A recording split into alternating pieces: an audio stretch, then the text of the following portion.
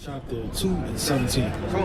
Second Ezra 2 and 17, and it reads, "Fear not, thou mother of the children, for I have chosen thee, said the Lord. For thy help will I send my servant, Isaiah." Right, talking about Isaiah. Right, this is the Greek. So it's Edris instead of Ezra. Right, this is in the Greek, talking about Isaiah. You know? And Jeremiah, Right, Jeremiah. after whose counsel I have sanctified and prepared for thee 12 trees. Right, because it's written in the Greek. Right. That's why it's translated that way. Yeah. That was normally up. Yeah, I mean it could. I understand completely. Those definitely could throw you off. Those words and how they change. Give me 2nd Ezra chapter 1 and verse 37. This is the book of 2nd Ezra chapter 1 and verse 39. Unto whom I will give for leaders Abraham, Isaac, and Jacob. Hosea. Right. It says Hosea instead of Hosea. Right? Go to the book of, give me the book of Romans. Hold that real fast. Bring that back up. We're going to read that. Unto whom I will give for leaders Abraham, Isaac, and Jacob. Hosea, Amos, and Micaiah, Joel, Abdias, and Jonas, Nahum, and Habakkuk, Zephaniah, Aggeus, Zachary, and Malachi. Right, Zechariah, Habakkuk, right, Habakkuk, right, all of these are the Greek ways of how you would say their names. So it can throw you off when you're reading it. Like, damn, is these new brothers? And who are these brothers? Who are these leaders coming back on the scene? But it's all, written in the Greek when you actually go into it. You got any questions, brother? You understand you an Israelite? What do the Israelites got to do, brother? I'm listening to you now. You good, brother. What the Israelites got to do? I'm going to show you something. Give me the book of 1 Corinthians, chapter 3 and verse 16. It's extremely important what the Israelites have to do. Check that out, King. That's a water for you. All right, bring it up. 1 Corinthians 3 and 16, and it reads, "Know ye not that ye are the temple of the Most High?" So God said, give me the book of 2 Corinthians 5 and 2. God said that we're his temple. Meaning your vessel, your body is a representation of being the temple of the living God. Right, we don't? And that the Spirit of God dwelleth in you. No, it dwells in the church. Dwelleth in you. It dwells in you. So if you want to get next to the Creator, what do you got to do, brother? Is it some building you got to drive through traffic? You got to weed in and out of traffic to get to the Lord? I been gangster nigga though, yo, but look, I ain't trying to do that gangster shit no more. You know what I'm saying? Yeah, I hear you, brother, but let's read this again. Check this out. Know ye not that ye are the temple of the Most High? God said that ye are the temple of God. Meaning your body, your vessel, is a temple of God. Right, Ron? And that the Spirit of God dwelleth in you. Dwells where? Dwelleth in you. So where does the Spirit of God dwell, brother? I don't know. I be having my gun on me and shit. But that has nothing to do with what we're talking about. The Spirit of God dwells in you, brother. That's the topic of conversation right now. The Spirit of the living God dwells in you. Hey, what y'all saying? Y'all real though. Yes, but I be having my gun on me. I'm a real nigga though. Well, brother, the Lord said to be sober, to be vigilant. Give me the book of 1 Peter. Right, hold that real fast. Give me 1 Peter chapter 5 and verse number 8. So the Lord said the Spirit of the living God dwells in you. So if you're defiled in any type of way, pills, smoking, cigarettes, or anything to overthrow. That's my baby. Okay, all praise to the Most High. First of all, I'm not. How you gonna say? I apologize. I really apologize. Nah, real shit ain't talking real shit. You can apologize. First of all, that man is in the middle of something. Let's bring this up. This is the book of 1 Corinthians chapter 5 and verse 8. Be sober, be vigilant, because your adversary, the devil. Right, 1 Peter chapter 5. Right, 1 Peter chapter 5 and verse 8. Be sober, be sober, be vigilant, be vigilant. Right, so sober is extremely important, brother, as well. Being an Israelite, right, you know? because your adversary, the devil, as a roaring lion, walketh about, seeking whom he may devour. So Satan, brother, is running to and fro. You listening, brother? You listening, brother? Satan is going to and fro throughout the earth, seeking to devour anybody that's under the influence of anything. Right? You understand that, brother? Let's read that again slow. From the top, be sober, be vigilant. What does that mean? You go back up, brother. Yeah, respect. The Lord said to be sober. What does that mean? Be sober all day. I'm sober. I'm always sober, yeah. But my car over there, but I ain't yo. You're intoxicated. Yo, Ted. Read on. Because your adversary, the devil, as a roaring lion, walketh about, They call seeking me devil, whom he but I may ain't no devour. devil, nigga. I'm a real G. All right, brother, you an Israelite. You got to sober up and keep God's commandments. Yeah. That's why we out That's here. what they said. Keep God's commandments Tell 'em. and to be sober. Let's go back to the Tell 'em. book of 1 Corinthians. Tell him Right, chapter 3 and start at verse number 17. Verse 17. If any man defile the temple of God, If any man defiles the temple of the living God, smoking, excessively drinking, right, popping pills, or doing anything excessively out of order to ruin his body, read. if any man defile the temple of God, him shall God destroy. The Lord say, Him shall God destroy. Him shall God destroy, man. And the Lord is going to destroy anybody that abuses that vessel, man. Nobody takes a smoke bomb and throws it inside of a church, right? Piss all on the pews, flip over all of the tables, and just spray paint on all of the walls, man.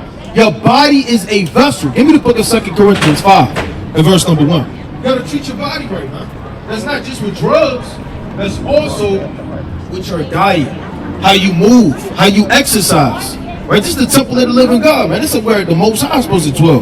We want to make sure that it's as cleanest place that it could possibly be for the Most High God. Bring that up. 2 Corinthians chapter 5 and verse 2. For we know that if our earthly house of this tabernacle were dissolved, Right, our earthly house is our body, right? And we try to deal with our people, but our people are bugged out, man. right. They're trying to always profess their spirit of being hard, trying to be a gangster, right? Instead of hearkening and humbling down and hearing the words of the living God, man. You may not have tomorrow to hear the words of God. You may not have next week. And all of these drugs are really to suppress all of the terrors that you see every day as an Israelite, man. The cops, right, being poor, right, seeing these devils walk freely up and down the streets, man, getting oppressed, going to work every day. These are the things that have our people to be under that certain situation. Right, you know? we have, right, a building of God, an house not made with hands, eternal in the heaven. Eternal in the heavens, read. For in this we groan earnestly. We groan earnestly, man. Brothers groan to get out of these bodies because it's hell, man. These bodies are a living hell, man. Right? You have all type of growing pains when you're younger. Right? Brothers get cancer, sickle cell, diabetes, gout, heart attacks. All of these different infirmities and the spirits and the destructions of Egypt rest upon our people, man. Our people have all type of illnesses, STDs, they're overthrown, man. High blood pressure. And these things happen to our people because we're not keeping the commandments of God. Right. It says drugs help people escape pain by interrupting or blocking pain signals at various points in the body and brain. See, it disrupts brain signals, man. And it's a psychological thing because a demon hops on you. That demon controls you and it moves your mind elsewhere to a dark place. Read. It says opioids, also known as narcotics, are powerful pain relievers that target the central nervous system to alter the perception of pain. What? To alter the perception of pain. That's why you go to Esau's medical hospitals instead of the living God, man. Give me the book of 2 Chronicles 16 and verse 12, right? Give me the book of Jeremiah chapter 17 and verse 4. Give me the book of 2nd Esdras chapter 6 and verse 63, man. We got to come back to the Lord and stop relying on all of these medicines, all this weed, all of these things that are corrupting our minds, man. And all you brothers in this truth, stop eating those, what do they call them? Gummy brownies. What do they call them? Edibles, man. Stop eating these edibles, man, and thinking that's cool, right? You're getting overthrown. Brothers, I got sciatica, man. My back, I got sciatica. No, brother, you having mental illness. They continue to eat that, knowing that it's getting you high and relaxed, and you're blaming it on pain. Sometimes you got to take the pain, man. If Esau gave you all type of medicine that'll take away your spirit of anxiety, and it really could do it. Take away your spirit of a back pain, take away this, take away that, that would be your God. You have no reason to cry out day in and day out to be delivered, man. To have salvation, to get out of these bodies. But earnestly be grown. Go back to that, King. Right? Verse 2. Verse 2. For in this we groan earnestly. No, we love the medicine of this world.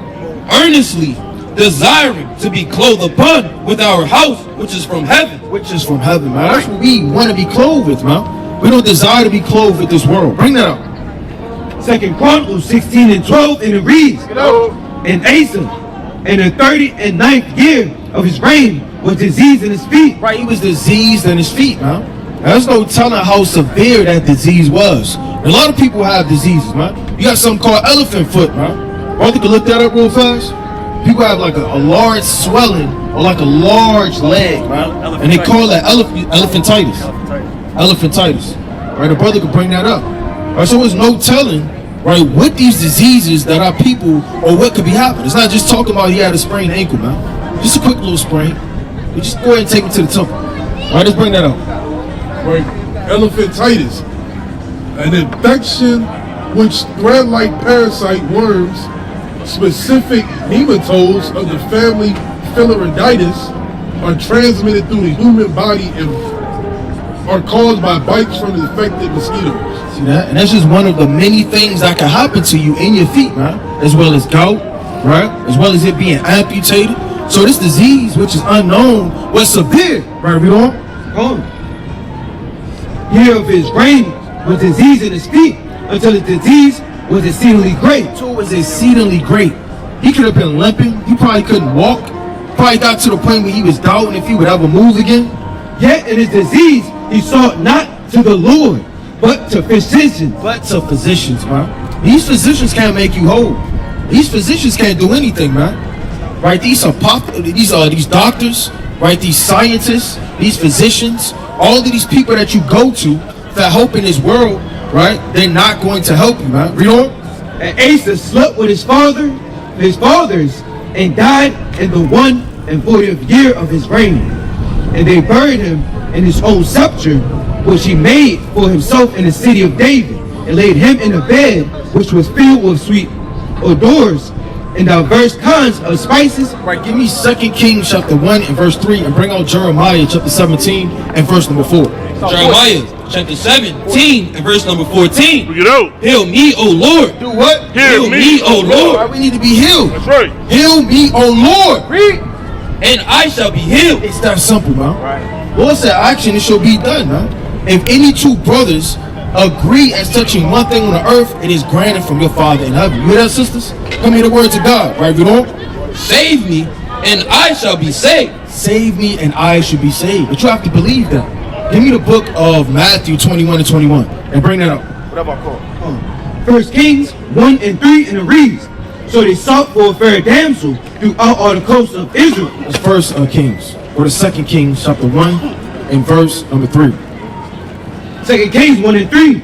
But the angel of the Lord said to Elijah the Tishbite, arise, go up to meet the messenger of the king of Samaria, and said unto them, it is not because there is not a God in Israel. Right, it's not because there's not a God in Israel, because it is a God in Israel, man. There's a true God. Yahweh Bashim Yahushua. Right. That you go to inquire of Baal-zebub.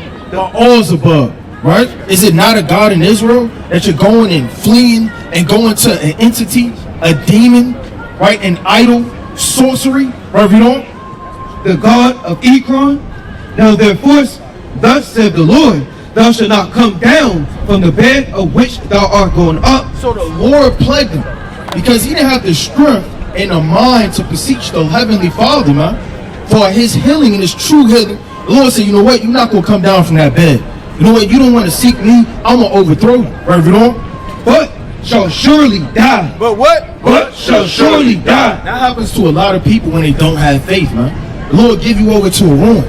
You know what? You're going to this physician. You're going to this doctor. You're taking this medication. Okay, well, go ahead and overdose. Hold that real fast. Bring that up. This is the book of Matthew chapter 21 and verse 21. Yahushua answered and said unto them, verily I say unto you, if ye have faith and doubt not. If you have faith and doubt not, man. And it could be the impossible, right? Hold that and give me the book of Luke chapter 1 verse 37. And doubt not. They shall not only do this, you shall not only do this, which is done to the fig tree, but also if they shall say unto this mountain, be thou removed, and be thou cast into the sea, it shall be done. It shall what? It shall be done. It shall be done. That's what comes with faith, man. Faith is extremely important. Give me the book of Matthew, chapter 9, and verse 27, and bring out whatever I call. Come on, bring that up. So we're going to Luke chapter 1 and verse 37. For the Most High, nothing shall like for with the Most High. For with the Most High, nothing shall be impossible. Read it again. For with the Most High, nothing shall be impossible. nothing shall be impossible, man. So whatever you're dealing with and going through, that's a mental illness, right? Struggling or whatever the case may be, with the Most High, nothing is impossible. You have to actually believe that. All right, give me the book of Matthew, chapter 9, and start at verse 27. Matthew chapter 9 and verse 27. And when Yahushua departed thence, 2 blind men followed him, crying and saying, Thou son of David, have mercy on us. And when he was come into the house, the blind men came to him, and Yahushua said, These are blind men. These blind men can't see. These blind men don't really know what's going on, but you best believe that they have faith. You best believe they have the spirit, and they're trying to beseech the beloved son. Read on. And Yahushua saith unto them, Believe ye that I am able to do this? Read it again. Believe ye that I am able to do this? Do you believe that I am able to do this, man? That's right. And a lot of people don't believe that. Right. I don't know. I mean, I know the Lord is God, but is he dealing with? I know the Lord is God, but am I chosen? I know the Lord is God, but my sins are weighing on me. It's always an excuse. Do you believe, man? Right. That's the number one question. Read that again. Believe ye that I am able to do this? And it wasn't that the Lord wasn't going to heal them. Wasn't that the Lord wasn't dealing with them. In order for him to do something, you have to believe, man. So when brothers want things done and it's not granted, you got to ask yourself, what amount of faith did you pour into that, man? How much did you trust in the Heavenly Father through his beloved Son Yahushua? Y'all sisters believe in the Lord? I see that hand got way high. Well, if you believe in the Lord, you will hear the words of the Lord, sister. You come and hear the words of the Lord, I sister. got it right here. That he said, by his word shall I hide in my heart. Well, what precept is that? What is it? What precept is that?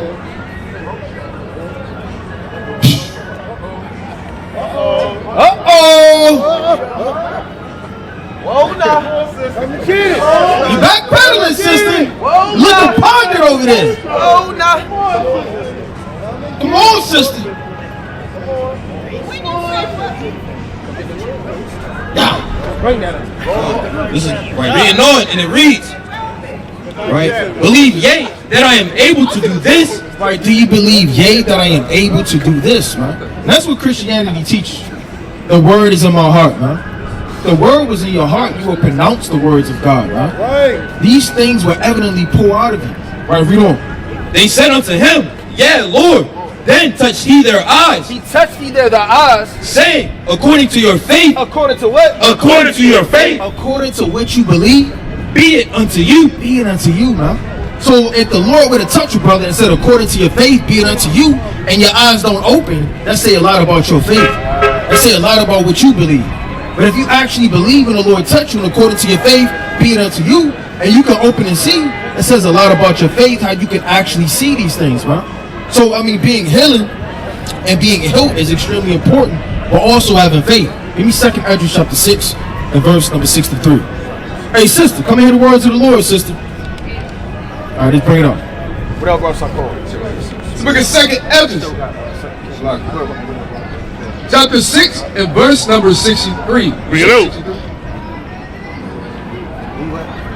7. 2nd Ezra 7 and verse number 63. And upon those also that turn to his law, and that he is patient and long suffering. He's patient and long suffering.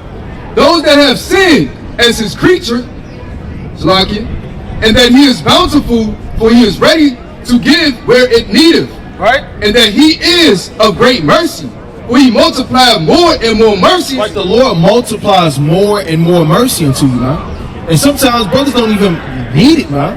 Right? The Lord just give you more and more and more aboundingly mercy. Every morning, the Lord's mercy is granted unto you, man. You have to take advantage of this through the Spirit.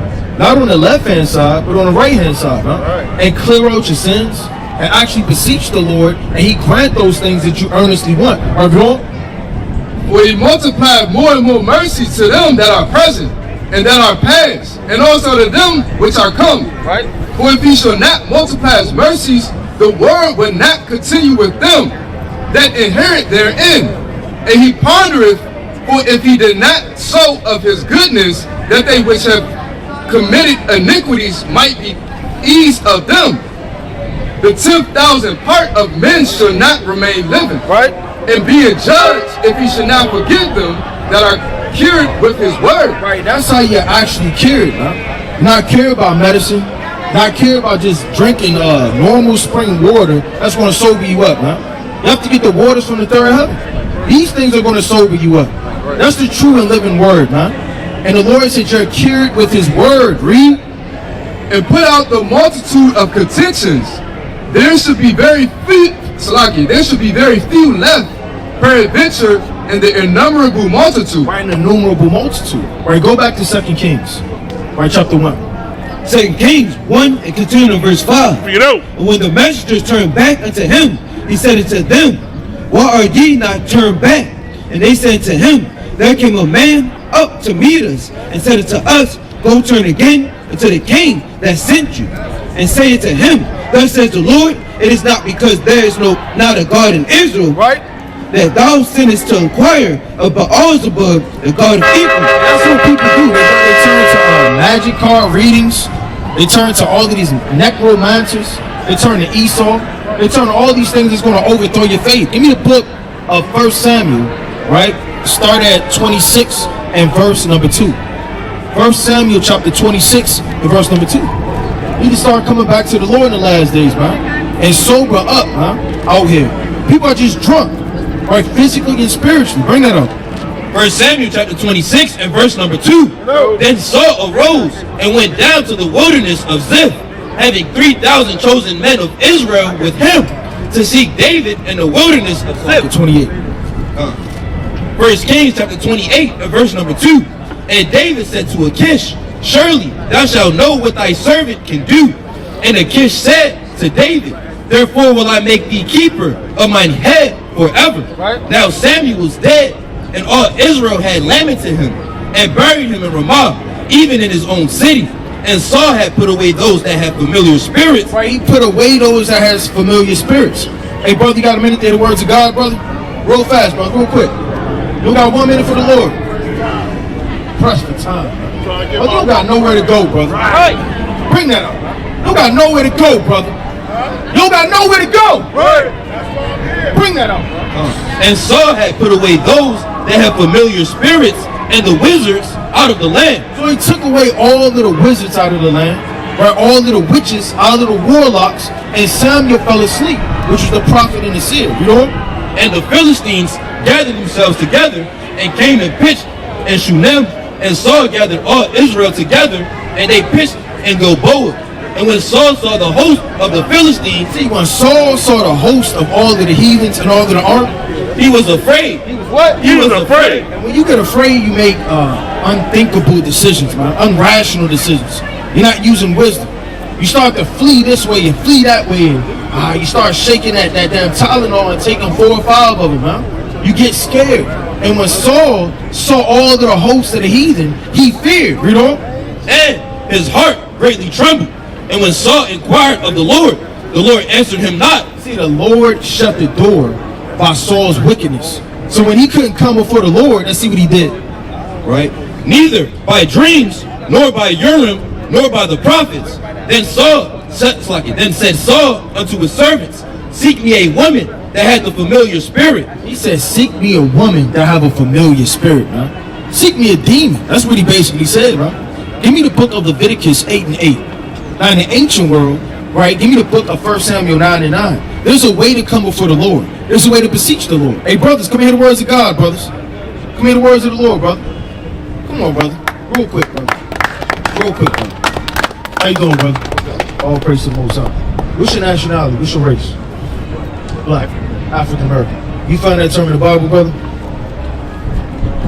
It's not in it. Read the Bible as much, but I'm kind of iffy with the religion stuff. I can't hear you, brother. I'm kind of iffy with the religion stuff. Kind of iffy with the religion stuff? Yeah, but I'm open to Okay. Yeah, but we're not out here, you know, by any means, you know, giving religion or teaching religion. We're literally the sons of our fathers that are written in this book. Right. From Abraham, Isaac, and Jacob. And you know what God calls us? He calls us the Israelites. Right. Now, see, religion is man-made first and foremost. Second, it gives a doctrine taught by a development umbrella of a government of people that all think the same thing. You know what that is, brother? That's division, right? That's confusion. This is the one true doctrine of life. Meaning if I speak this book, this is the same thing that he speaks, the same thing that he speaks. Meaning we all speak the same thing. But with Catholic, Pentecostal, Baptist, all these other Islam, those are religions. And they teach you a doctrine. Now, if we're all reading the same book, we should all have the same understanding. Don't you agree? That's why I agree with you, brother. It's real miry clay. It's a bunch of muddy waters. Do I go Baptist? I don't really like this church. I go to this church. Yeah, and everywhere you go is a different teaching. But let's go out of this book. Let's open up this book and show you what God said. Verbatim. Right? And we don't even have to say anything. We're going to let the Lord speak. Go to Deuteronomy chapter 28, verse number 15. You heard of Moses? Now this is what Moses said by the hand of the Lord. Bring that up. Deuteronomy 28 and 15, and it reads, but it shall come to pass, if thou wilt not hearken unto the voice of the Lord thy God. So hearken means to listen. So Moses is speaking to the Israelites. How do we know that? Let's go to 29 and verse 1.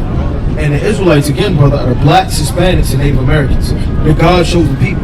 Check this sign out as we read. Bring that up. Deuteronomy 29 and 1. These are the words of the covenant which the Lord commanded Moses to make with the children of Israel. No, the children of the world. To make with the children of Israel. So who is he making this covenant with, brother? The children of who?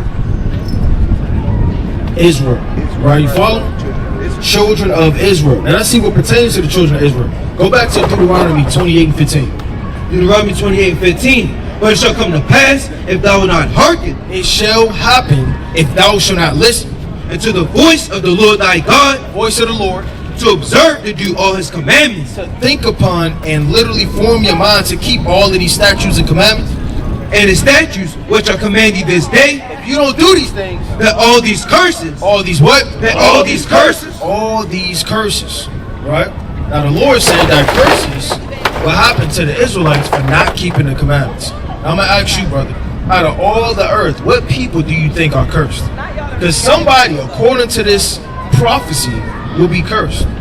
You think the Chinese are cursed? You think the white man's cursed? You think the Arabs are cursed? You think the Hawaiians are cursed? What people out of all of the earth do you think lived in a curse-like estate to this very day? You would say the African Americans, right? And it gets even more specific because God shows you the curses that happen to us. Now let's read let's start at 66. Verse 66. And thy life shall hang in doubt before thee. See, our life hangs in doubt. When you get pulled over by the police, you don't know what the hell is going to happen. Right. You don't know if they're going to break that glass in and yank your collar up, and you're going to go viral, man. And all you're going to do is have your hands up while they banging your head against the dashboard, man. And there's nothing you can do about it. There's literally nothing you can do about it. There's nobody you could call. Give me the book of Ecclesiastes 4 and verse 1. There's nothing you can do. You can call your mother. She can't help. You can call the government. They're not going to give it down. You can call the sheriff out there, and he's going to hide his camera as he continues to stick you, man. So there's nobody in this world that's literally going to defend you, man. We don't have a government, dude. Where's the all-black army with the all-black tanks? And then we go like this. Oh, man, that's my army in the air. And it's all African Americans in the sky. Where's our money printed, brother? We don't have anything. We're literally captives in the land where we were stolen. Hold that, bring that out. Look at Ecclesiastes 4 verse 1. So I returned and considered all the oppressions that are done under the sun. So when I literally consider all the oppression that's done, the Chinese man isn't getting oppressed. Nobody's oppressing the Chinese man, man. At his worst, he's just getting laughed at for his appearance. That's at his worst, man. The white man isn't getting oppressed. Look at him. They're just walking around, rolling around. They're just rolling around in the breeze, right? You know? And behold, the tears of such as were oppressed. The tears of such as were oppressed. Who's crying and marching all the time? Who's asking for equal rights? What Congress makes them 3/5 of a man? Right. Right, you know? And they had no comforter. And they had a bunch of comforters. And they had no comforter. Who's our comforter, brother? Was it Martin Luther King? Did he actually help us? He tried to. What about Malcolm X? Did anything actually get done? What about the Black Panther Party? Nothing's changed. And the Lord said we have no comforter, man. The only comforter we have, brother, take a wild guess. Read it again. I say God and ourselves. Right, the Lord, brother. That's our true comfort. Right. So when we stop looking around in the earth for help and actually understand that help comes from the heavens, man. Salvation comes from the heavens. And we get out of the estate of just realizing we're nothing but slaves, niggas, gangsters, and hoodlums, and really understand that we have a rich heritage, brother. It's a book called 1st and 2nd Kings in the Bible, brother. What do you think that's about, brother?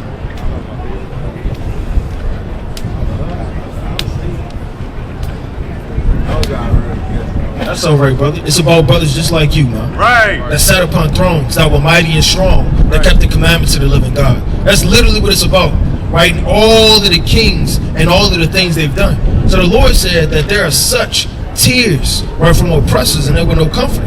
So the Lord is telling you that there are curses that happen to an individual people called the Israelites. And one of the curses is that their life shall hang in doubt. You know? And thy life shall hang in doubt before thee, and thou shalt fear day and night. You shall fear day and night. When you walk a home, brother, and you see, I guess, 5 brothers, right? 5 brothers right behind you, right? You're like, damn, I don't know if they're going to try to rob me. I don't know what they on. I mean, by myself. When you see 3 Chinese men walking, you're not afraid, man. You're not thinking they're going to jump you, right? If you see a bunch of East Indians doing a dance with they monkey, the clapping tambourine monkey, brother, you don't get scared. When you see a bunch of nigga music down the street, you may make a damn detour, man. Maybe I need to go down this street instead of that street. Right? Your life hangs in doubt from your own people and by oppressors. Police run up on you, don't know what's going to happen, brother. When you get locked up, you don't know if you're going to get a just trial or not. Your life hangs in doubt. They could throw away all of your freedom, brother. They could say you fit the description. You know what? It was a Negro, right, with a bush. That's all the description was, man. You know how many brothers that's going to fit, man? Negro, bush, dark skin. And then they have the damn authority to run the streets and beat and destroy anybody that fits that description, man. They don't even have a height. They don't have no weight. They don't have no eye color. All they see is Negro, bush. And next thing you know, man, everybody hopping on squad cars getting beat, man. Your life hangs in doubt. Read. And shall have none assurance of thy life. You don't have no assurance of your own life, brother, because your life hangs in literally the hands of your oppressor to kill you, overthrow you, even enslave you, to rape you, to lynch you. I mean, look at these pictures, brother. This is talk about in a life that hangs in doubt, that's unsure. Now let's read verse number 41. Verse 41. Oh, verse 41. Yeah, I'm gonna give you one more, brother. Give you one more, brother. Thou shalt beget sons and daughters. Let's go to verse 68. Verse 68.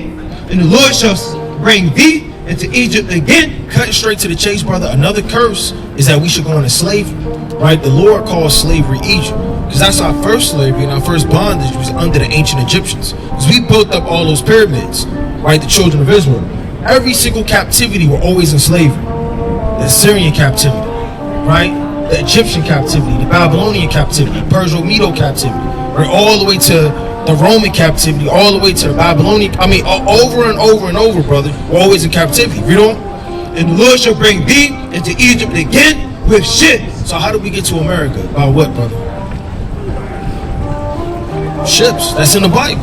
So again, these Israelites, because your name was changed. It's not Black and African American. Your name was changed once you got to America, brother. So your true nationality and people will go back to the Israelites, brother. You a king. Don't ever forget that, brother. All the information is on there, brother. You got time, come back and hear the words of the Lord. Let's clap it up for the brother, man. Young brother hearing the words of the Lord, man. Right? Brothers could be out here doing anything. All praise to the Most High, man. Right? And let's go back to it. Let's go back to when we went through the Spirit. Bring it out. It's the book of 1 Samuel chapter 9 and verse 9. Bring it out. Before time in Israel, when a man went to inquire of God. So when a man went to inquire before the Lord, give me Leviticus 8:8. Right? Where did they go? Thus he spake, come and let us go to the seer. Right? Let us come and go to the seer. So when you want to appear before the Lord and come before the Lord, you don't seek the physicians of his land. You don't seek the so-called white man. You don't knock at his doors asking for his help. You don't go to these wizards and these warlocks, man. Here you are driving to work or to, driving to get some groceries. You see on the side of the road, those old rinky-dink houses, right? They say terror car reading, right? They look dark. They never had no lights on, right? The window, the blinds is always down. They got that blinking light in there, trying to attract dark souls. Right, you know? For he that is now called a prophet was before time called a seer. Was before time called the seer. So you will come and inquire to the seer. And what does it mean when you inquire? Right, go to the book of Genesis, chapter 25, verse 21. Right? Because that's literally what our foremothers and our forefathers did. They inquired. Right? You have to inquire to the Lord. Now, inquiring to the Lord isn't just going into a big empty space and yelling up to the third heavens, right? It's that the Lord is going to answer. That's why you have counsel, you have elders, you have prophets, you have disciples, you have leadership, right? The Lord deals with you with dreams, right? You would ask for a petition and the Lord would grant that to you. It's a way to come before the Lord. So don't think you at your wits' end and you by yourself. Bring that up. Genesis chapter 25 and verse 21. Bring it out. And Isaac entreated the Lord for his wife because she was barren, and the Lord was entreated of him. Right, when he entreated the Lord. What's going on, brother? Got a minute to hear the words of God, brother? All right, we the Israelites, brother. If you got some time, come back and hear the words of God. All right, brother. And the Lord was entreated of him, and Rebekah his wife conceived. Right, he entreated of the Lord, meaning he inquired of a prophet. That's what it's talking about. Give me Leviticus 8 and 8. Leviticus 8 and 8 and it reads, Bring it out. and he put the breastplate upon him.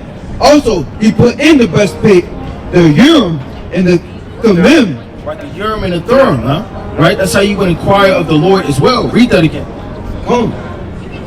And he put the breastplate upon him. Also, see, your breastplate is upon your chest. Meaning judgment, right, it isn't on your left hand. Right? Judgment isn't on your kneecap. The judgment is upon your heart, meaning your mind. And the king, the high priest, the decisions they make, they inquire, right, and they make that of the Lord. Man, that's why judgment is so extremely important in asking, inquiring of the Lord. Give me 2 Chronicles 19, verse 6. Read that. Also, he put in the breastplate the Urim and the Thummim. Read. And he put the mitre upon his head. Also upon the mitre, even upon his forefront, did he put the golden plate, the holy crown, as the Lord commanded Moses. Right, the holy crown, huh? So you would come before the high priest, you would come before the priest, and you would inquire. So you don't always have to seek at all these different entities, man. These soothsayers, these dancers, these necromancers. Bring that up, King. 2 Chronicles chapter 19 and verse 5. And he set judges in the land. He set judges in the land, right? Why did he set judges in the land? For judgment. Judgment is extremely important, huh? Give me the book of Deuteronomy, chapter 17, and start at verse number 12. Read. Throughout all the fenced cities of all the fenced cities, all the portions of Judah, he set up all judges. So whenever you have a matter, an inquiry, right, you have a question you need answered, you come before the living God, huh? Right? Be the hand of the judges, right? You know? Of Judah, city by city, and said to the judges, take heed what they do, for ye judge not for man. Right? You don't judge after the course of man. I'm not judging after man. You know what? It's my brother. I let you slide. You know what? We could do what we could do. You know what? Just come around 7. Right? You're not judging after man. Who are you judging for? But for the Lord. But for the Lord, huh? That's how serious judgment is. That's how serious getting the answer. Because a brother could literally be at his wit's end, and he go to the wrong brother to get that wrong advice, go to that wrong doctor, and that doctor say have surgery. And that brother didn't need surgery, man. All he needed was a prayer from the church. Right, give me the book of James, chapter 5, verse 16. All he needed was help from the brotherhood, man. See, a brother, he's at his wit's end, he don't really know what to do. He go to the wrong person, they're going to overthrow him. You go to Esau's understanding, they say take 3 pills a day. Whether to help with your back pain. Instead of having the whole church pray for you, the whole church exhortate you, man. You'd be amazed in what prayer and belief and faith can do for your spirit, man. Instead of trusting in this world is going to go down. Every damn pill, doctor, establishment, and people, and every entity and demon, rock and sorcery and tarot card, every witch and every manner of thing that they use, right, to damn consult souls is going to be destroyed. Right, read that again. And said to the judges, take heed what they do, for ye judge not for man, right, but for the Lord, who is with you in the judgment. He's with you in the judgment. Bring that up. James 5 and 16 in the read. Bring it out. Confess your faults one to another, and pray one for another, that he may be healed. That she may be healed. And brothers need to be healed, man. Look at our people, man. Hey, brothers, come hear the words of God, brothers. Come hear the words of the Lord. Come hear the words of the Lord, brothers. All right, read that again. Confess your faults one to another and pray one for another. Right, and pray one for another. What's going on, brothers? Come hear the words of the Lord, brothers. What's your nationality? What's your race, brother? I can't hear you. Haitian? Right, what about you, brother? Does this world classify you as a black man? Sometimes. All right. Now, nowhere in the Bible do you find these terms, right? African American, Haitian. These are all bywords that were given to us by our oppressors. Let me show you something, brother. Go to Deuteronomy 28 and start at 37. It's the book of Deuteronomy, chapter 28 and verse 37. It reads, "And thou shalt become an astonishment." The Lord said that the so-called black man, y'all brothers listen, shall become an astonishment, right? You know what an astonishment is? Right? You looking at it, brother, you amazed, right? Now, is that a good thing or a bad thing? What do you think? Are we an astonishment in this world for a good thing or a bad thing? Go both ways? Let's find out. An astonishment, a proverb. A proverb. You're astonishment and you're a proverb. When people see you, look at this nigger. What is he doing in my grocery store? Why is his pants sagging so long? Why is his hair so many different colors? Why is he smoking? Why is he 50 deep? Why is he walking around on a bike? Why is he doing these? Why is he dirt biking? Why is he? You're an astonishment, man. You're a laughing stock. That's what the Lord is saying our people are looked at in the society. You don't never see our people in suits, man. Not that we are to wear suits, but you don't see them acting like they have sense. They're always robbing, they're always stealing, they're always doing something evil with malice. They're never conducting themselves in order. They're always out of order. When you think of a judge, you don't think of a so-called black man. When you think of a king, you don't necessarily think of a so-called black man. When you think of a gangster, a hoodlum, we fit these stereotypes that they put upon us. Because when they look at you, you're an astonishment and you're a proverb. A proverb is Negro, African American, black man, right, nigga. These are proverbs they throw on you, wise sayings, right, you know? And a byword among all nations. Everywhere you go, they're gonna look at you as nothing but a black man. Trash, poor. Why do we get that narrative everywhere on this earth, bro? You ever ask yourself that? Why we poor? Why we always at the bottom? What's the reason of these things? What do you brothers say? Because we got dark skin? Just don't know, right? But what are we gonna do to find out? That's the number one question. Do brothers care to find out? You don't care to find out, brother? You know we reading out of the book of Deuteronomy, the Bible. You believe in the Lord, brother? Why don't you believe in the Lord? Why? You must have a reason why you don't believe in the Lord. Well, how do you think you're breathing right now? How do you think bones grow? How do you think every element as it is created and moves? With a reaction, a charge, a movement. I mean, you can't not know your way in this life, brother. You have to know something. Give me the book of Psalms, chapter 53. What do you say, brother? Do you care to find out? You care about anything about the Lord, your people, your estate in this situation? Are you going to repel against the society and raise up for the Heavenly Father? Or are you going to be drunk and high and pedal your way into never knowing the truth? That's really what it boils down to. Right. This life ain't about getting high, getting drunk, and not giving a damn, huh? You got to stand for something, brothers. Real talk. The Lord raising an army of men, man. Right. Sober men. Right. That care about his will, man. Right. This is real, man. Right. You know somebody getting raped right now, brother? Right. And then the damn thing we can do about it right now, we gonna get shot in the head? Don't make you mad? When somebody grab up your mom or your little sister, fondle your damn woman around, man. You bet you gonna wanna rise up then. Somebody grab up your kid and do God knows what. What you gonna do about it? You don't got no choice but to come back to the Lord. Right. You have no choice, man. Because anywhere you go, it's hedged up, man. You got to realize that. Until you come back to the Creator, you're going to be finished and lost. Bring that up. Psalms chapter 53 and verse 1. The fool has said in his heart. God forbid you're this fool, man. Read. The fool has said in his heart, there is no God. There is what? There is no God. Corrupt are they. You don't want to be corrupted by the inventions of this society, brother. That corrupts your mind to think that there's no God. They are corrupted. Read. And have done abominable iniquity. Abominable iniquities drive you farther and farther and farther and farther and farther away from the Most High, to the point where He blinds you in darkness that you can't realize that He is, man. That's why it says that. These iniquities drive you farther away. The point of the matter is, we're Israelites. We're God's chosen people. You have to repent and keep God's commandments. And when you don't keep God's commandments, He's going to send curses and destruction upon you. That's going to push you slower and slower into the grave, brother.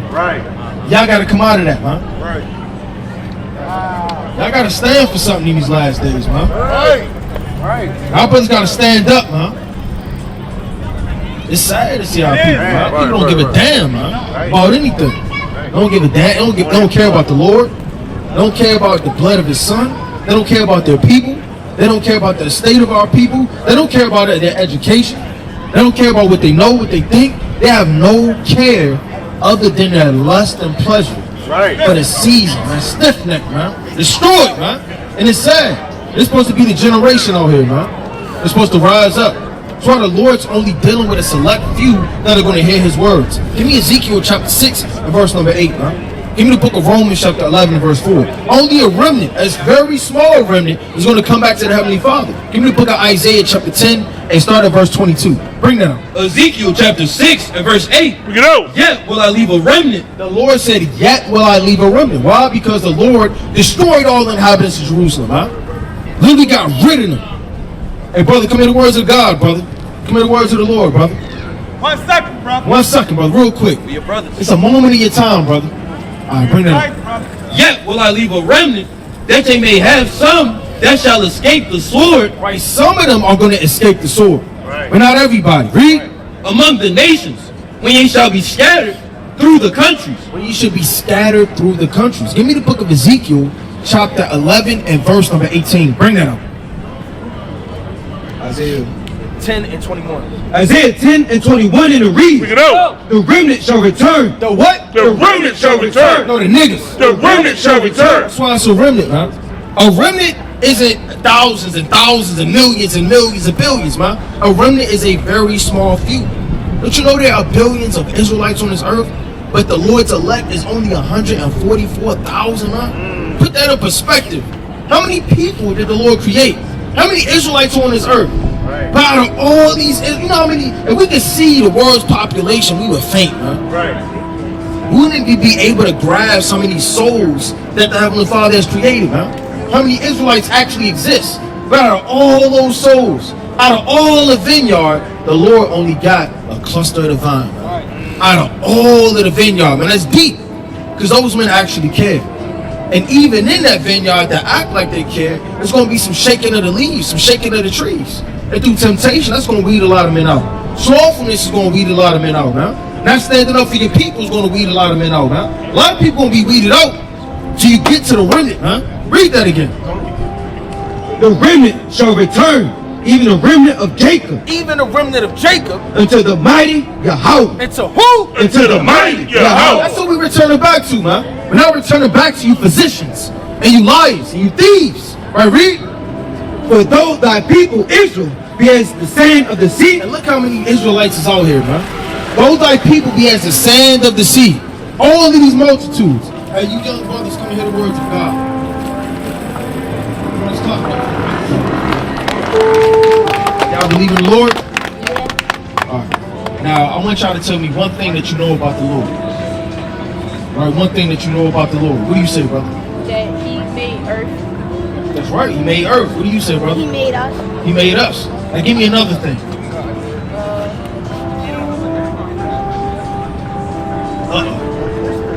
One more thing, brother. He said it may be light, and Adam May be light. and He made Adam and Eve. Made Adam and Eve. Give me one more. You on the spot, brother?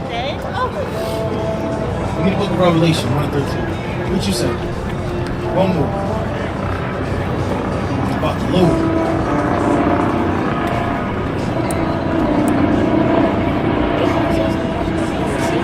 Sorry, check this out. Bet you didn't know this. Bring this out. This is the book of Revelation, chapter 1, and verse number 13. And in the midst of the 7 candlesticks, one like unto the Son of Man. See, what we're doing right now is we're getting the description of our Lord, who the world calls Jesus Christ. Y'all heard of that, right? Y'all heard of the Lord, Jesus Christ, right? We're getting this description. Now, do you think that the Lord looks like this man? Where on here is the Lord? Or is he on there? Which one? Point him out. You say right here. What do you say? The same one? Is this the Lord?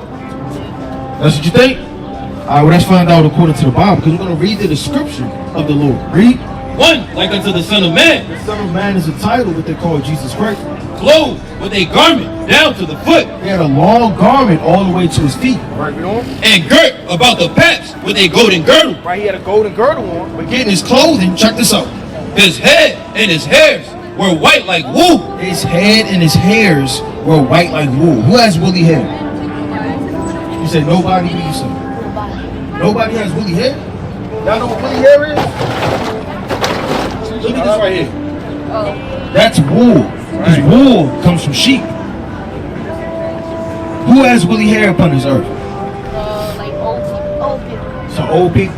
Not just old people. This texture doesn't just come from getting old. Right. Now look at his hair and look at his hair. Aren't they the same? Right, his hair is just all dark. And his hair is dark and white. Right? So it's the same texture. So who are we reading about? Jesus, right? Whose real name is Yahweh. His hair and his head and his hairs were white like wool. So who has woolly hair according to the Bible? Jesus. Exactly. Read on. As white as snow, and his eyes were as a flame of fire, and his feet. Now we're getting to his skin complexion. Now, do you think Jesus' skin complexion was like this or like yours? Like yours, right? Read on. And his feet like unto fine brass, as if they burned in a furnace. I thought it was our Lord. As if they burned in a furnace. The Lord was so dark, it looked like he got burned in a furnace. So when you take something and put it in a furnace, what color does it get? Like brownish. You say brownish, what do you say? Brownish. Red, it gets very dark. Right. You put something in that furnace, the furnace is the highest degree it can get. Right. Right? You throw those coals, you throw that wood, and you heap that fire upon it, and that wood upon it, those flames upon it, it's going to go up. And anything you turn in there, it's going to get dark. So according to the Bible, what skin complexion was the Lord? Like our color. Exactly. But we don't just have a color, we're a specific people. Give me the book of Genesis, chapter 39 and 20. And give me the book of Genesis, chapter 40 and verse 15. I'm going to show you something. Bring this up. Genesis chapter 39 and verse 20. And Joseph's master took him. Right. Now, Joseph is a son of God. He's chosen. He said he had a master in the Bible. Now, when you think of a master, right, another name for a master is a slave owner. Somebody that'll take you, snatch you, strip you, and bring you to another place beyond your will. But you know that slavery is in the Bible. You ever heard of slavery? What you hear about slavery? Like if you don't do like what they say, like if you don't obey them, like I hear you get whooped, and then they like trade you in for like somebody else. What about you, bro? The white people making the black people pay cotton. Exactly. That's slavery. That's a little part of it, but nevertheless, we're showing you in the Bible that our people literally went through the things that we're looking at on this piece of paper right now, on this sheet, on this billboard. Right? Give me the book of Genesis, chapter 40, verse 15. Genesis 40 and 15, and it reads, For indeed I was stolen away. For indeed I was stolen away. What people on this earth were stolen away? The slaves. The slaves. Who are the slaves? Us. Right. Now, if it's us, God never called us slaves, black, African American, or Negroes. These are words we got in America. God calls us the Israelites. So if we're reading about the Israelites, we're reading about the children of Jacob, that must mean we're the children of Jacob. Jacob's name was changed to Israel. So according to the Bible, that will make us the Israelites. Now, brothers, follow me? Read that again. For indeed I was stolen away out of the land of the Hebrews. Out of the land of the Hebrews. Right? So we have a land where we came from. We got stolen out of that land and taken to another land. Right? So what we're doing, brothers, is showing you who we are according to the Bible. Give me Romans chapter 11, verse 1. It's a brush of confusion happening, so I want y'all brothers to stay focused. Right, read that. Romans 11 and 1, and it reads, I say then, Has God cast away his people? Who do you think God's chosen people are?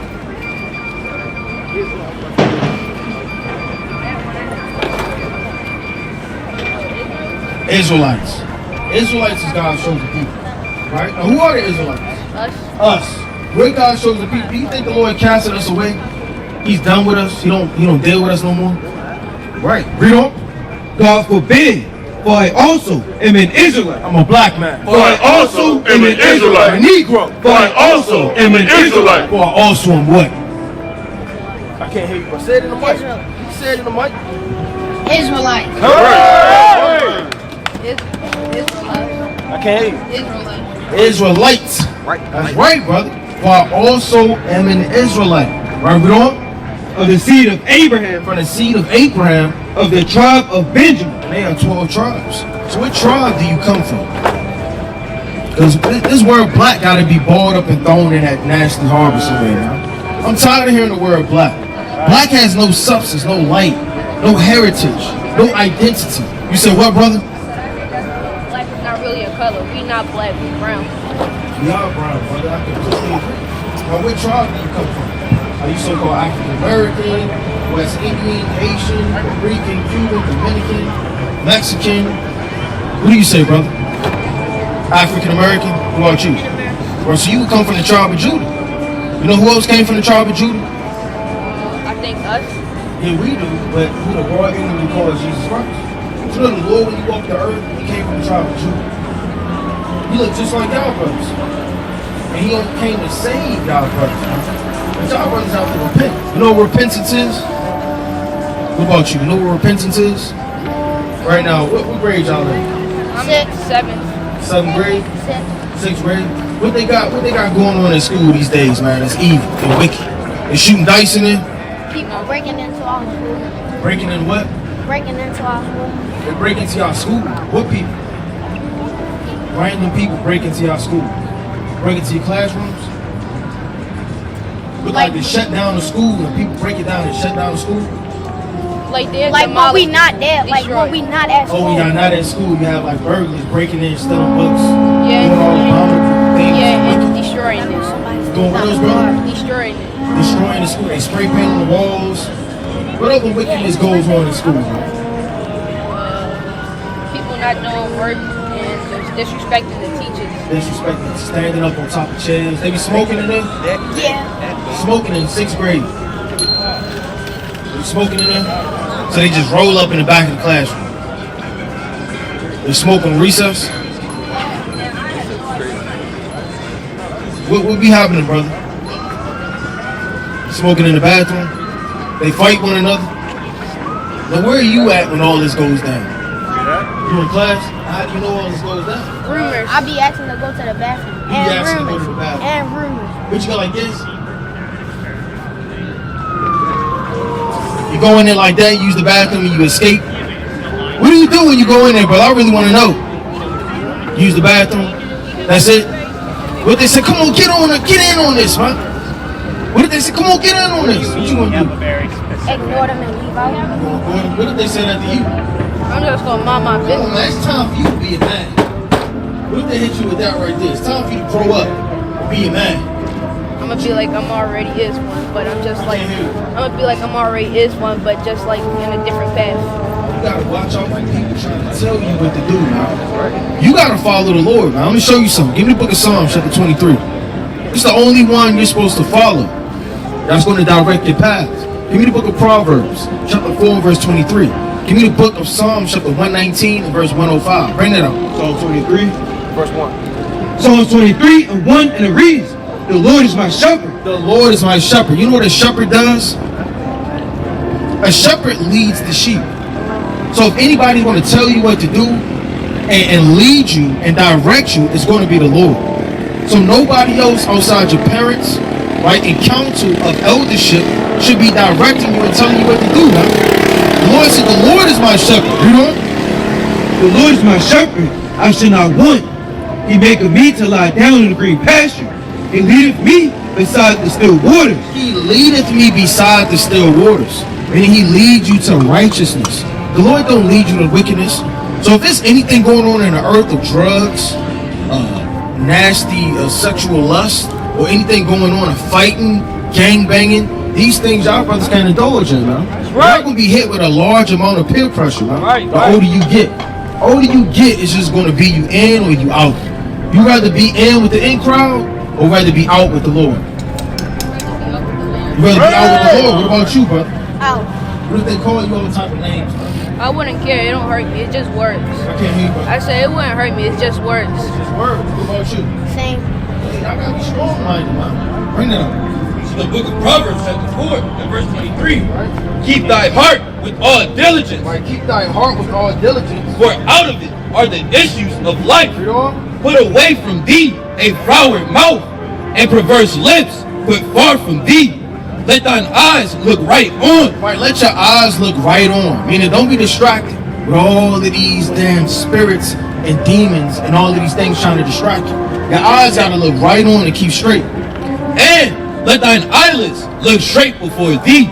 Ponder the path of thy feet, and let all thy ways be established. What does it mean to ponder the path of your feet? What does it mean to look at your feet as you walk? That's not necessarily literal, but that's spiritual. Now, if you're walking to a specific place, you're walking towards the kingdom of heaven. You understand? You're walking toward righteousness and keeping the commandments. Now, what do you think is going to be in your path? Like bad things. Bad things, but let's just say darkness, because darkness is going to be on your path, and the only way you can see as you ponder the path of your feet, give me Psalms chapter 119 and verse 105. The book of Psalms chapter 119 and 105. Thy word is a lamp unto my feet. So the Lord said the commandments is a lamp to your feet. So as you ponder the path of your feet, it's all darkness, all snares and all traps, and the only way you can see is by keeping these commandments.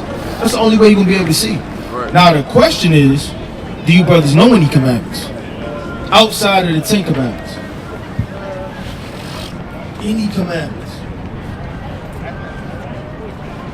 There was a stack of hundreds on the ground. Brothers, just name 5 commandments. Y'all be walking home with that money? I'm gonna be for real, not really, cause I barely know. Because we wouldn't know who money it is. All right, so according to the Bible, what commandments do you know? Any commandments? No commandments. All right, now if we go into the commandments, are you brothers gonna keep them? Gonna keep them? All right, let's go to Leviticus chapter 11 and verse number 7. Leviticus 11 and 7, and it reads, and the swine. Now, what is swine?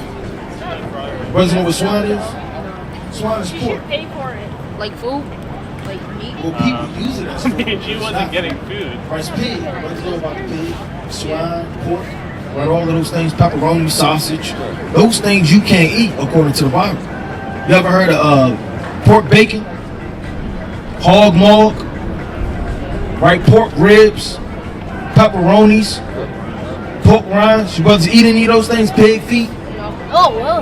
You don't eat no pepperonis on a pizza. Yeah. I don't even eat cheese. You don't even eat cheese. What about you? You eat pepperonis on those pizza? Brother, maybe 9 times out of 10 you probably eat some pork, brother. You don't even know it. You gotta abstain from eating pork. Which more do you love, the nasty pig or the Lord? The Lord. The Lord, man. You know what pigs actually eat? Can a brother pull up what pigs digest and what pigs eat, man? You know, they're liable to eat anything.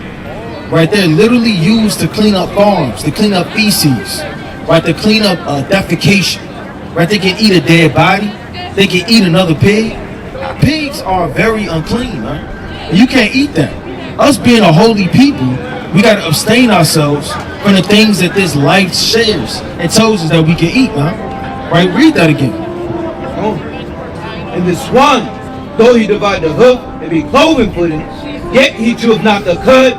He is unclean to you. You can eat a little bit of it. He is unclean to you. What did the Lord just say? He is what? He Unclean. didn't say clean. The other one. Read it On the again. other side. He is unclean to you. He is what? He is unclean to you. Oh, he is unclean. Unclean to you. Bring that up, brother. It says pigs, right, are depicted as eating waste or decaying matter. It says waste or decaying matter, man. Right? You know what waste is? Yeah, it could be you wasting something on the ground, but you know what waste is, man. Your feces. right? Boo-boo.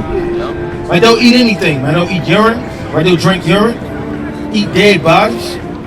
Why would you want to eat anything that has that type of nature to it? Hey, the Lord cast unclean spirits inside of pigs in the Bible. Did you know that?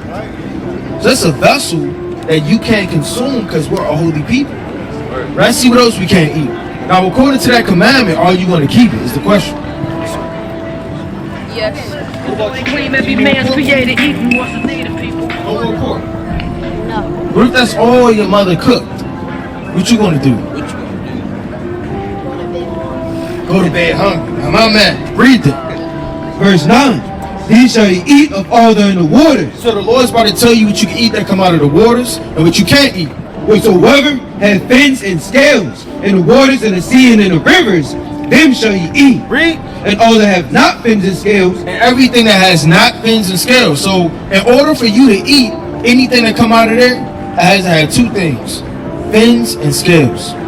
If it doesn't have fins and scales, you can't eat it that comes out of there. That's not what we said. That's what God said. It's unclean. Now, what doesn't have fins and scales that people eat that come out of the ocean? Fish. Well, fish has fins and scales. There's certain fish that don't, but predominantly fish have fins and scales. What do people eat that does not have fins and scales that come out of there? Crabs. Crabs. It's good. What else you said? Crabs, lobster, Crawfish. crawfish. Give me another. Nobody really be eating turtles. You eat turtle meat. Charge top dollar for turtle meat.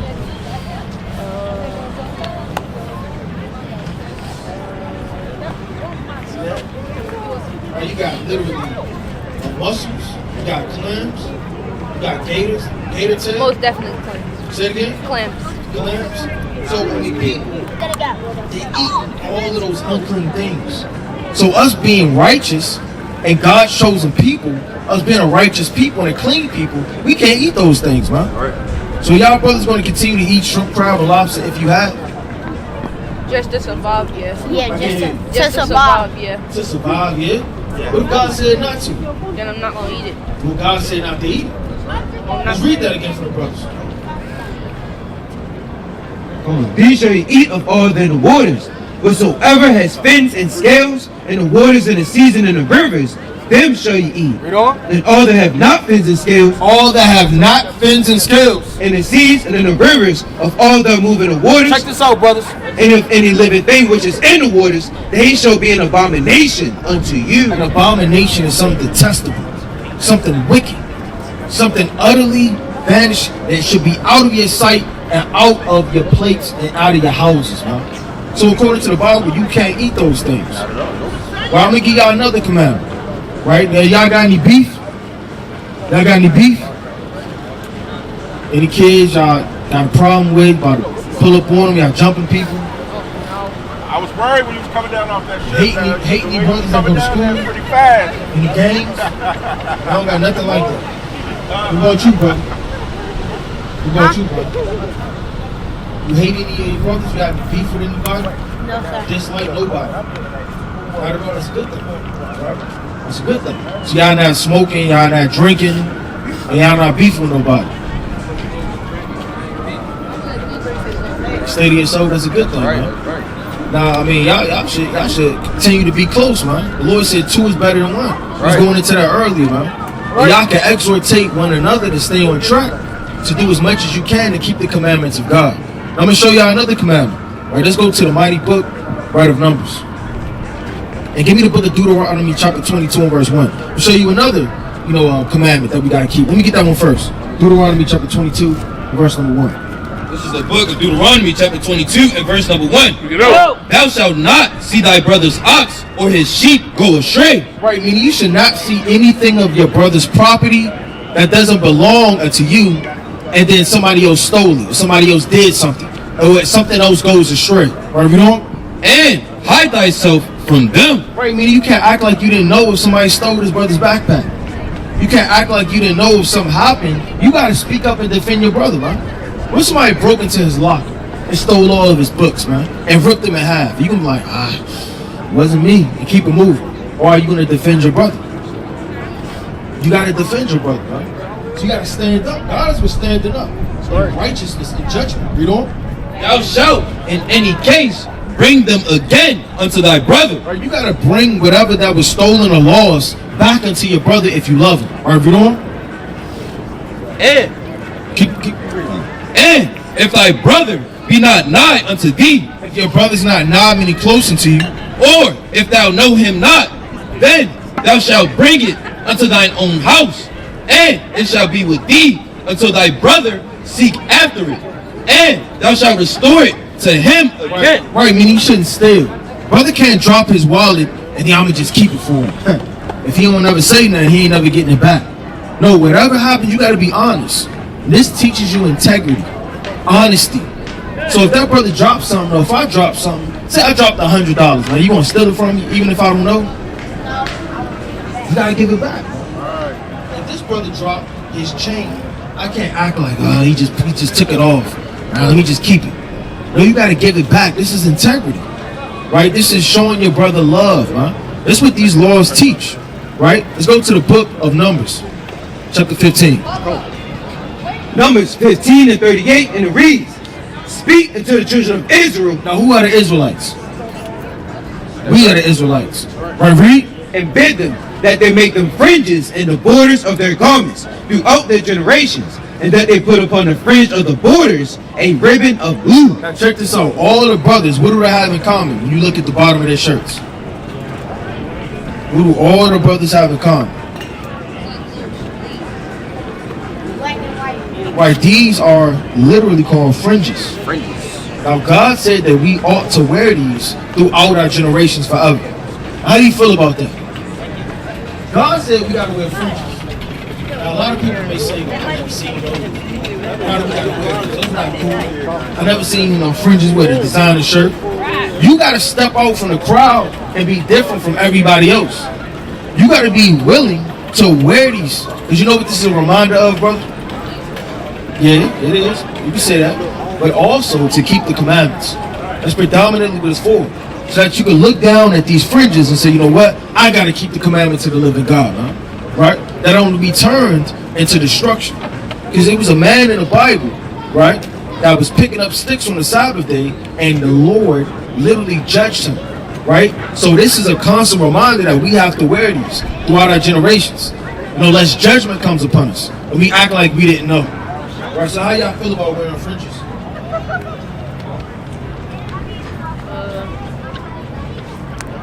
This is a commandment of God.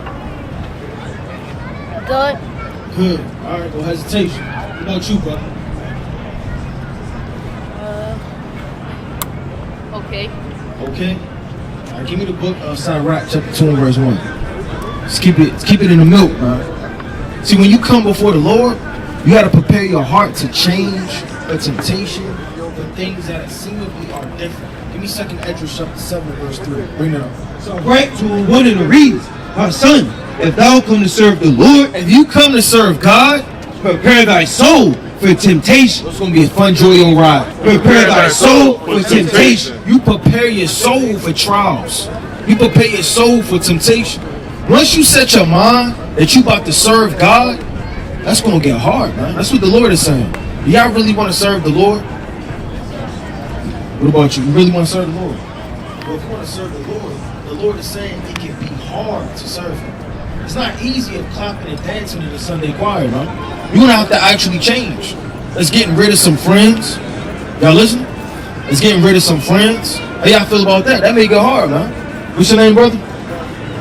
Caleb? Kayvon. Kayvon, come on.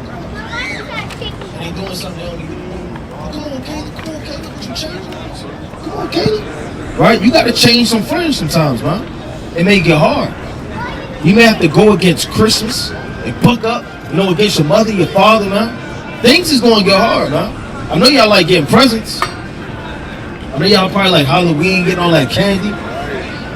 Oh, that's good. All praise to the Most High. But you may like Thanksgiving. It is praising the devil, right? It is. That's something we can't do. Right. So let's put it in perspective. Serving the Lord said, prepare thy soul for temptation. Temptation is going to come with Christmas. Temptation is going to come with New Year's. Everybody popping fireworks, having fun. You looking out the window. Damn, man. I don't know about this thing, man. Why is it so... I don't know if I could do this.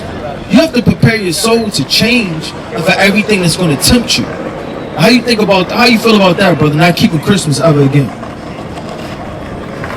I mean, I really wouldn't feel nothing because I don't celebrate at all. What's your birthday? Like my birthday, I just don't celebrate. You celebrate your mother and father give you presents? I don't ask for nothing. It's him. What about you?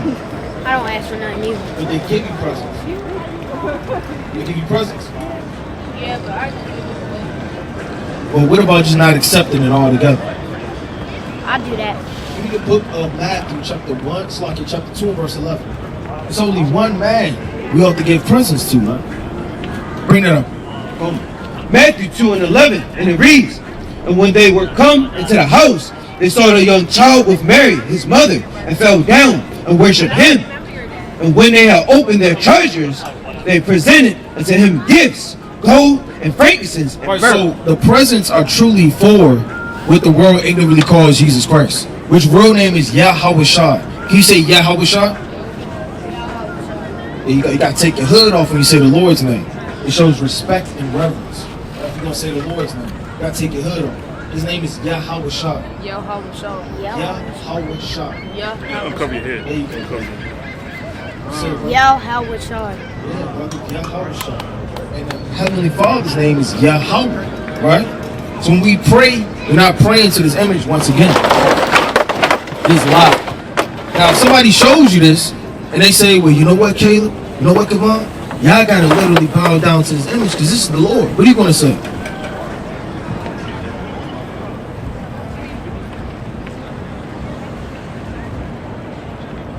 Bow down to this image? Yeah. You gonna bow down to it? Yeah. What do you say? Yeah. Well, we just read the description of the Lord. Y'all brothers remember? Yeah, hair like wool, dark skin. So if that was the Lord, then who is this?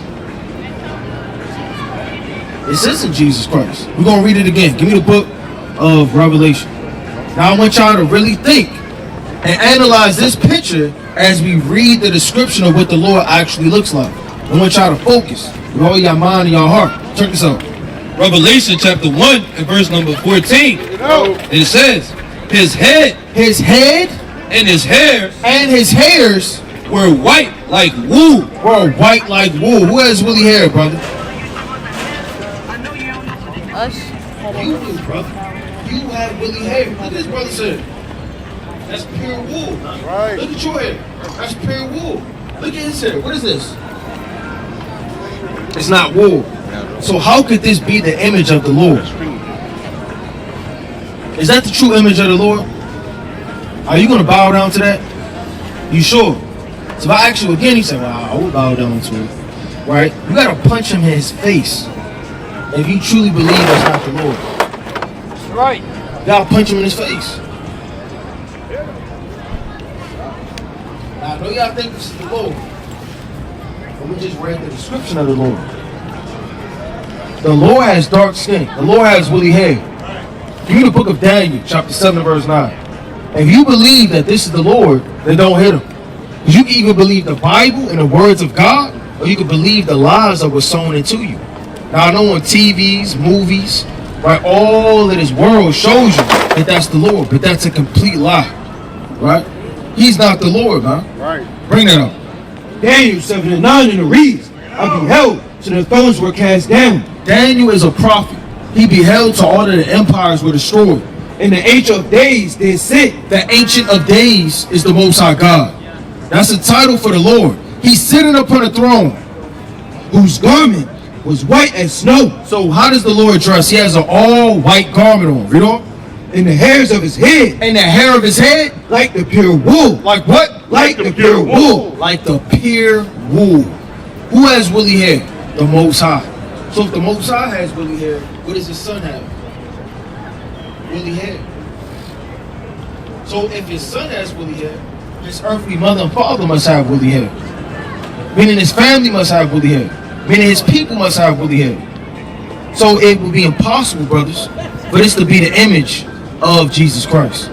Do y'all believe that's the image of Jesus Christ? No, now I don't. Now you don't. Are you confident enough to punch this image in the face? Now I do. Go ahead, brother. Punch. Don't be shy, brother.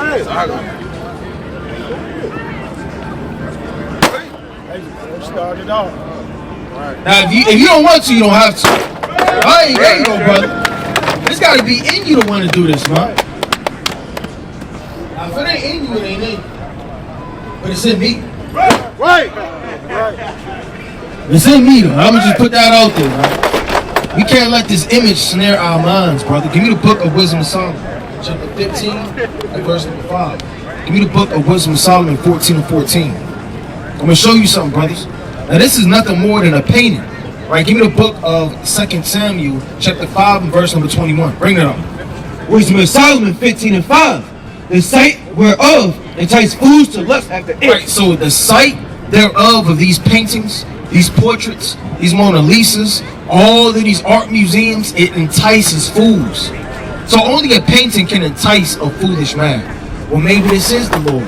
Maybe this is the Messiah. He started bowing down to it. Read on. Oh, and so they desired the form of a dead image. A dead image. The Bible's calling this a dead image. Read on. That have no breath. That have what? That have no breath. Can he destroy you?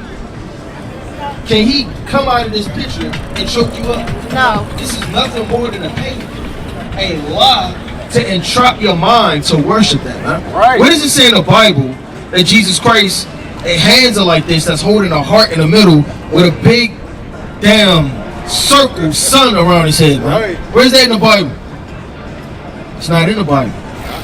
What does it say he dressed like that in the Bible? It's not in the Bible. So we gotta come back to the Bible and come out of this world. It entices fools, read on. It entices fools. Entices fools to lust after it. And so they desired the form of a dead image. They desire the form of a dead image. That have no breath.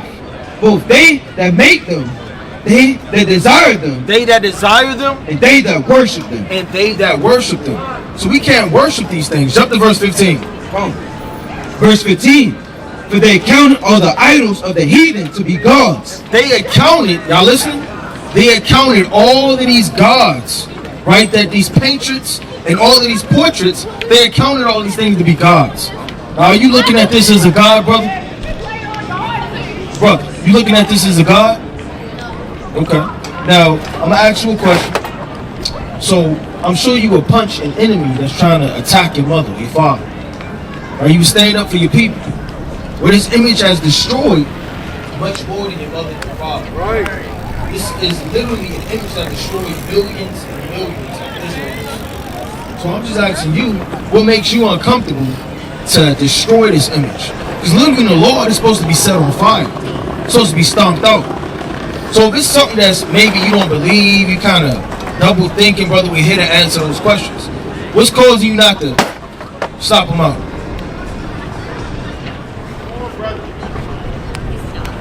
I don't know. You think it's morally wrong? Yeah. It's morally wrong. Because Jesus Christ would want us to love all people. Is that what it is, brother? Right, well, let's see what the Lord said. Because the Lord didn't come to save and love all people. He only came for his people. Right, give me the book of Matthew, chapter 1 and verse 21. I'll show y'all, brothers, something. So when y'all leave here, y'all got to know who you are. You got to know the commandments we went over. Because can you eat pork? What if we got hot sauce on it? What about you? I don't even use nothing with hot sauce. Can you eat pork? No. No. Okay. What about shrimp, crabs, and lobsters? You can eat that? No. No, brother, you're on the rope right now. Can you eat it or not? No. No. The answer is no. Anything with a hard shell, you can't eat it. Anything with a slick back, you can't eat it, right? Right, read it. Oh. Matthew 1 and 21 in the reads. And she shall bring forth a son. Right, Mary, the mother of the Lord, shall bring forth a son. And thou shalt call his name Yahushua. For he shall save his people. He shall do what? He shall save his people. So who is the Lord coming to save? His people. Who are his people? Us. Who are we? The Israelites. So if he's not an Israelite, the Lord's not dealing with him. He's not coming to save him. He's not coming to love him. He's not coming to respect him. Don't you know that all idols and images are going to get burned with fire? Give me 2 Samuel. 2 Samuel chapter 5 and verse 21. And there they left their images, and David and his men burned them. And the Philistines came up. I read that. Read it again. 2 Samuel chapter 5 and verse 21. Check this out, brothers. And there they left their images. And there they left their images. They didn't take their images with them. Right? They didn't say, well, you know what? These are the images that we ought to praise. They left all of these images. And David and his men burnt them. And the Philistines came up yet again. Right? They burned them. They burned all of the images. And literally, we have to burn these images, man. Right. The only reason they ain't burnt is for edification's sake, man. If it wasn't for edifying, we would have burned all of these false images, man. Right? So from this time forward, brother, whether you punch it today, next week, right, we still here, or next year, brother, just understand that this is a snare and a lie. Don't ever feel, right, like you have to worship an image. You worship the true and invisible God, whose real name is Yahweh, and his son's name is Yahweh Shah. You brothers understand that?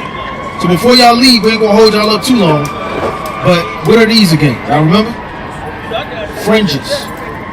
And we ought to keep these and wear these, right? To keep the commandments of God. Right? Now what if I drop something?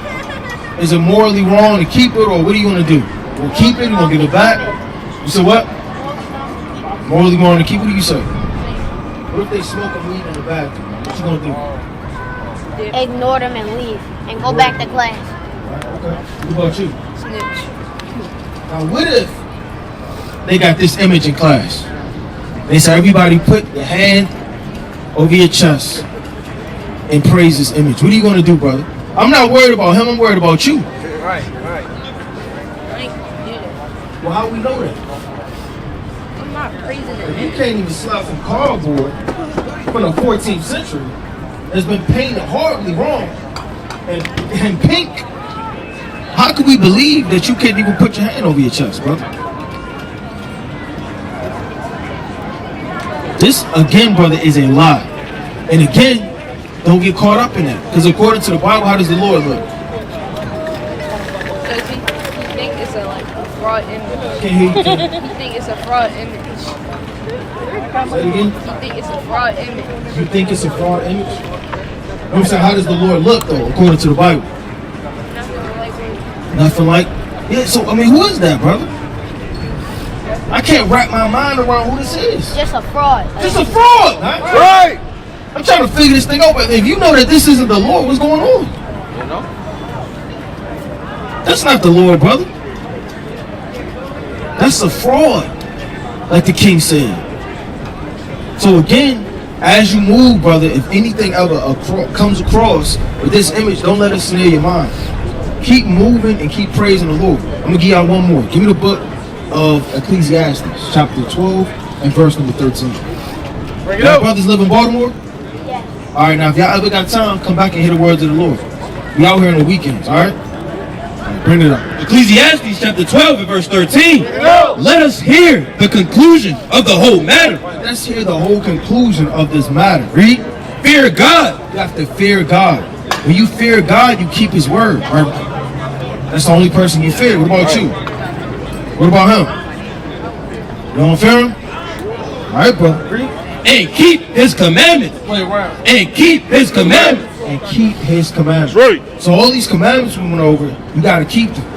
No matter what your mother and your father's cooking, no matter if they're trying to take you to church to worship these false images, or whether they're smoking, they're drinking, they're getting high, they fighting one another, they beefing in school, you have to be separate and come out of this. You understand? All right, we're going to give y'all a flyer. Y'all got internet access at home? All right, check it out. When you get home, you can type this in, right, in YouTube. And we got videos. Take that, King. Y'all brothers, take that. All right, Kings. Lord willing, man, these brothers get it, man. You gotta cast down these idols in the last days, man. You have to cast down these idols.